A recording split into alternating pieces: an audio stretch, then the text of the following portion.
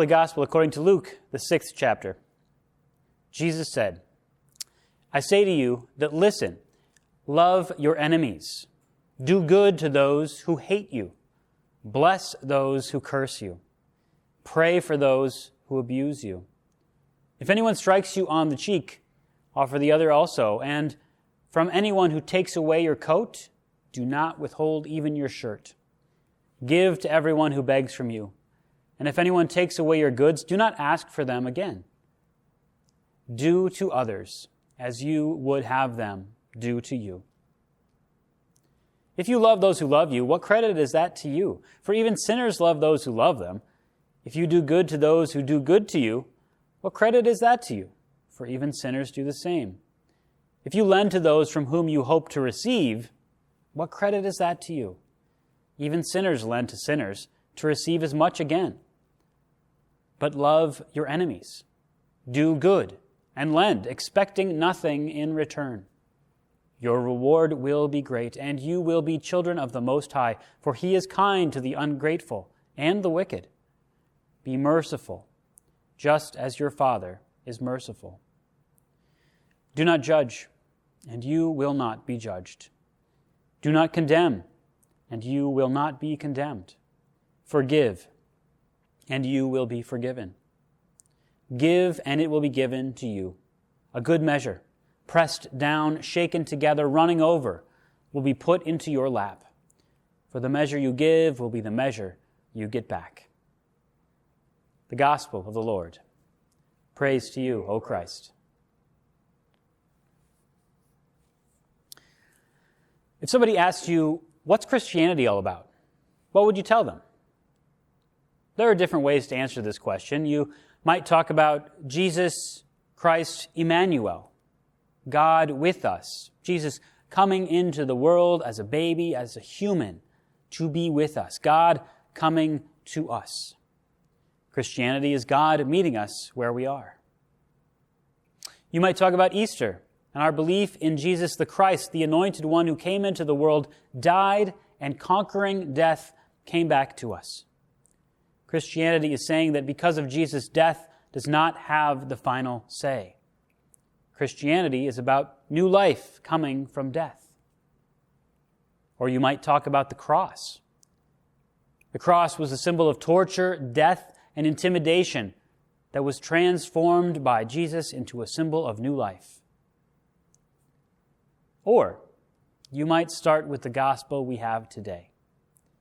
Today, Jesus says what we know as the golden rule. Do to others as you would have them do to you. And this, to me, is the ethic, the core of living life following Jesus the Christ.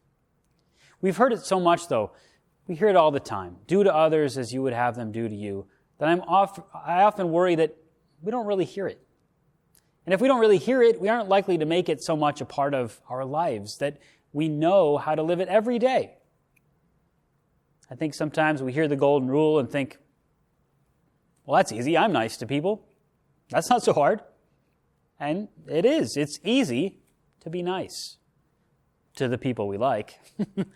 Jesus, who always says things that push us a little further, calls us out on this. If you do good to those who are good to you, what's the point? In fact, Jesus pushes us further. Love not just those who love you. Love not just your neighbors, but love your enemy. So, who's your enemy? Who's that guy or woman you can't stand?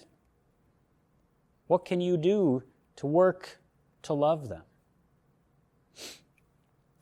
Before Christmas, my family and I went to see the latest Spider-Man movie. Now, I'm a huge Spider-Man fan. He's funny, he's relatable to me, as I too was a skinny, awkward, nerdy kid. He's got fun powers, he swings around, he throws webs. And I've started to like the character even more than I did when I was a kid as I get older. And this movie helped my admiration of the character even more. So this movie is now a couple months old. I hope I'm not throwing too many spoilers at you, but I am going to talk a little bit about the movie. Like most superhero movies, there are bad guys who interrupt the hero's personal life. There's a crazy threat to the world that the hero, Spidey, has to overcome. There's a big difference this time, though, in Spider-Man No Way Home, that made this immediately one of my favorites in a genre where I enjoy a lot of these movies. So many superhero movies are focused in some way or another on revenge. The most popular set of movies, in fact, is about the group called the Avengers, literally revenging things. The Batman movies, especially the most recent ones, are all about getting even to some degree. So in a world where we think we need to get even, to get ours, to make sure we get justice, which in this world is an eye for an eye, into that world comes this movie.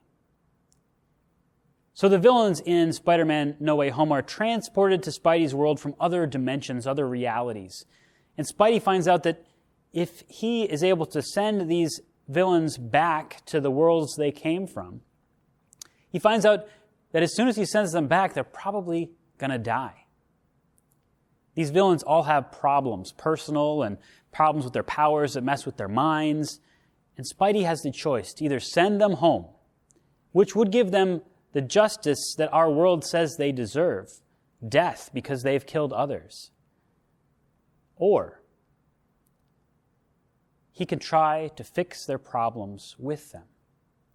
He can give them another chance. He can show them mercy. I loved this movie because Spidey, as you might guess, chooses not to condemn.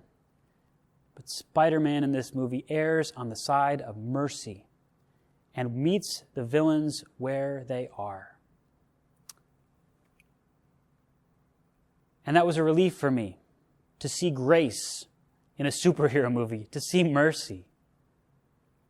But it's not just fantasy. Mercy and change and grace can happen in the real world too, to those who are our enemies. We sometimes think it's impossible to truly love our enemies, but it does happen. The author Philip Yancey, in his book, What's So Amazing About Grace, tells the story of Larry Trapp from Lincoln, Nebraska. Larry had been a grand dragon in the Ku Klux Klan.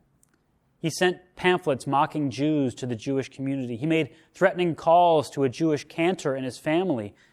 He even targeted this family's synagogue for a bombing. Yet each time he did this to this family, this Jewish family responded with compassion and concern. In the later days of his life, though, through the persistent love and compassion that this family showed him, this Jewish family showed this member of the KKK, Larry Trapp renounced the KKK. He destroyed his materials of hate. He tore down his Nazi flags. And he gave his life to trying to repair the relationships he had hurt, to reach out to the Jewish community. It's not easy to stand up to hate and say, we will not be intimidated, we will respond in compassion, but it is possible.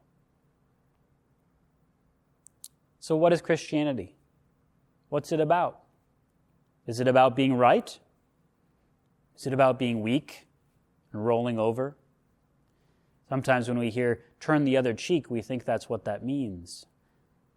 But being a Christian is about loving your neighbor, even if your neighbor is your enemy. It's about finding the strength to not condemn first, to not judge right away, but to listen, to meet your enemy where they are, to find a way also to assert your own self, not to roll over, to show pride and compassion for yourself and your neighbor, to break that cycle of violence.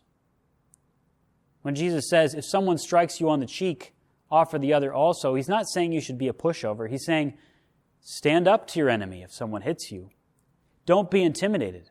And make sure they know that you are standing up to the oppression. You're standing up to violence with non-violent compassion. You are facing them in the eye, saying, this is not the way. Loving your enemies can mean demonstrating that you love yourself enough not to be hurt and showing your enemy that violence is the opposite of compassion. Violence is the opposite of love. Violence is retributive, and love is restorative. As we live our lives, go to work, talk with our families, call our friends, and engage with those people we don't like, Let's keep in mind that being a Christian means treating others how we want to be treated. It means meeting people where they are, listening to what's going on, giving them the benefit of the doubt, not judging, but assuming the best, showing mercy. Living this way, in this grace, allows us to experience that grace in action. Jesus says, living this way, you will feel that portion given to you.